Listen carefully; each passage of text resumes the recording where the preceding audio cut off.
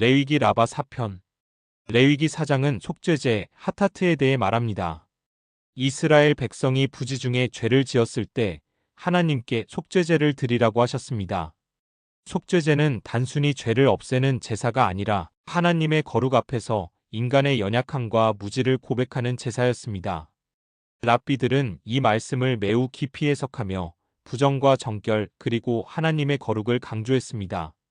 랍비 엘리에제르는 속죄제를 하나님의 자비라 불렀습니다. 사람은 알지 못하고 죄를 짓는다. 그러나 하나님은 무지한 죄까지도 용서하시며 속죄제를 통해 길을 열어주셨다. 그는 이렇게 설명했습니다. 하나님은 우리의 고의적인 반역보다도 우리의 무지 속에서 드러나는 연약함을 더 불쌍히 여기신다. 그래서 속죄제는 하나님의 자비를 가장 잘 드러내는 제사이다. 랍비 요하나는 속죄제를 깨끗하게 씻는 물에 비유했습니다. 사람이 부지 중에 죄를 지으면 그의 영혼에 먼지가 앉는다. 속죄제는 그 먼지를 씻어내는 물이다.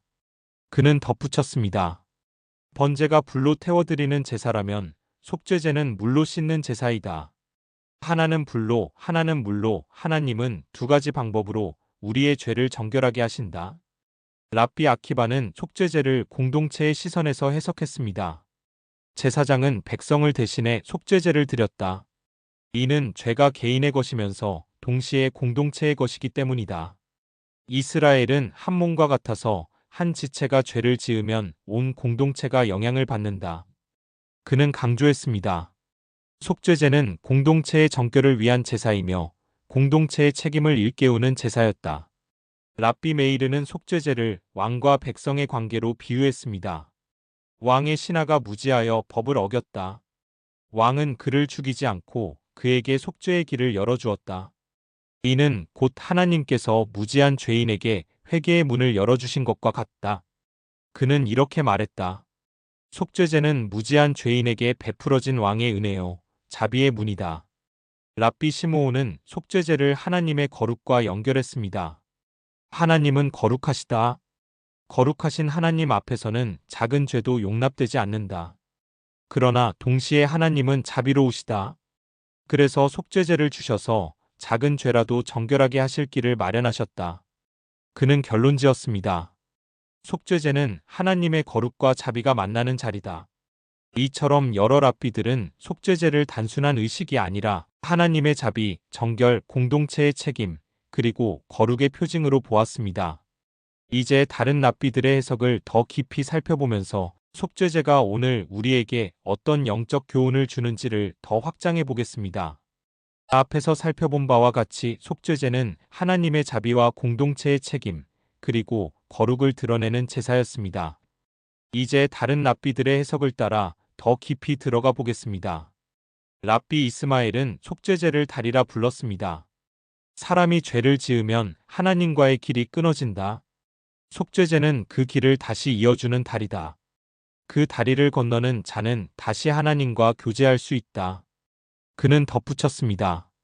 속죄제는 잃어버린 길을 회복시키는 제사였다. 랍비 타누마는 속죄제를 은밀한 치유라 불렀습니다. 사람이 부지 중에 죄를 지었을 때 그는 스스로 깨닫지 못할 수 있다. 그러나 속죄제는 그가 알지 못하는 상처까지도 고쳐주었다. 마치 의사가 환자가 모르는 병을 발견해 고쳐주는 것과 같다. 그는 말했다. 속죄제는 은밀한 치유다. 하나님은 우리가 알지 못하는 죄까지도 씻어내신다. 랍비 예호수아는 속죄제를 하늘의 향기로 묘사했습니다. 번제의 향기는 불의 향기요. 화목제의 향기는 기쁨의 향기이나 속죄제의 향기는 눈물의 향기다. 하나님은 죄인의 눈물 속에 담긴 회개를 향기로 받으신다. 그는 결론지었습니다. 속죄제는 눈물의 제사이며 그 눈물이 하나님께 향기로 올라간다. 랍비 요새는 속죄제의 피에 주목했습니다. 속죄제의 피가 성소에 뿌려졌다. 이는 죄가 은밀히 행해졌지만 그 결과는 성소, 곧 공동체 전체에 영향을 미친다는 뜻이다. 그러므로 속죄제는 죄를 개인의 차원에서만 보지 않고 공동체 전체의 정결을 위한 것이었다. 그는 강조했습니다. 속죄제는 개인의 죄를 넘어서 공동체의 성소를 깨끗하게 하는 제사였다. 여러 랍비들의 가르침을 종합하면 속죄제는 5가지 차원으로 이해됩니다. 달이 하나님과의 끊어진 관계를 이어주는 길 이스마엘. 은밀한 치유 사람이 알지 못하는 죄까지 고치심 타누마. 눈물의 향기 회개의 눈물을 받으시는 하나님 예우수아. 공동체의 정결 성소 전체를 깨끗하게 하는 제사 유세. 거룩과 자비의 만남 하나님의 본성을 드러내는 자리 시므온. 엘리에제르. 이제 우리는 속죄제가 단순히 죄를 사하는 의식이 아니라 관계의 회복, 치유, 눈물의 고백, 공동체의 정결을 아우르는 깊은 제사임을 알게 되었습니다. 다음은 이 말씀을 오늘 우리의 삶 속에 적용하고 묵상과 기도로 마무리하겠습니다. 오늘 우리는 속죄제에 담긴 깊은 뜻을 살펴보았습니다. 랍비 엘리에제르는 그것을 하나님의 자비로 보았고 랍비 요하나는 그것을 깨끗이 씻어내는 물로 보았습니다.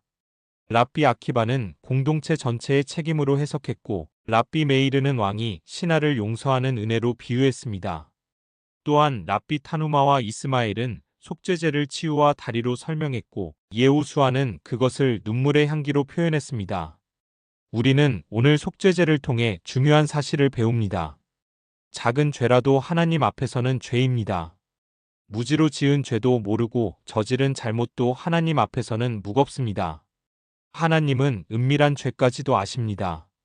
내가 깨닫지 못한 허물, 마음속 깊은 어둠까지도 주님은 보십니다. 그러나 하나님은 자비로우십니다.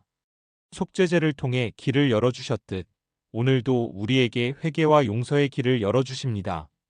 속죄는 공동체의 책임입니다. 내 죄는 나만의 것이 아니라 가정과 교회, 사회에도 영향을 끼칩니다. 그러므로 회개는 나만의 문제가 아니라 공동체 전체의 치유와 연결되어 있습니다. 오늘 우리는 이렇게 고백해야 합니다. 주님, 제가 깨닫지 못하는 작은 죄까지도 용서하여 주옵소서. 저의 잘못으로 인해 공동체가 더럽혀지지 않게 하소서. 기도하겠습니다. 자비의 하나님, 저희의 무지와 연약함을 불쌍히 여기소서. 저희가 알지 못하고 지은 죄의 마음 깊은 곳의 은밀한 허물까지도 씻어주소서. 속죄제를 주신 것처럼 오늘도 예수 그리스도의 보혈로 저희를 깨끗하게 하소서. 저의 죄로 인해 공동체가 상하지 않게 하시고 공동체가 함께 정결케 되는 은혜를 부어주소서. 주님, 우리의 눈물이 향기가 되어 주께 올라가게 하시고 우리의 회개가 하나님과의 다리를 다시 잇게 하소서. 예수 그리스도의 이름으로 기도드립니다. 아멘. 사랑하는 여러분, 하나님은 우리의 작은 죄까지도 아시는 분이지만 동시에 작은 눈물까지도 귀하게 받으시는 분이십니다. 오늘 하루 여러분의 마음을 살펴보십시오. 알지 못하고 지은 죄를 주님께 고백하고 그분의 자비 안에서 자유와 평화를 누리십시오. 주님의 은혜와 용서가 여러분의 삶을 가득 채우기를 축복합니다. 그리고 그 은혜가 여러분을 통해 공동체 전체로 흘러가기를 기원합니다.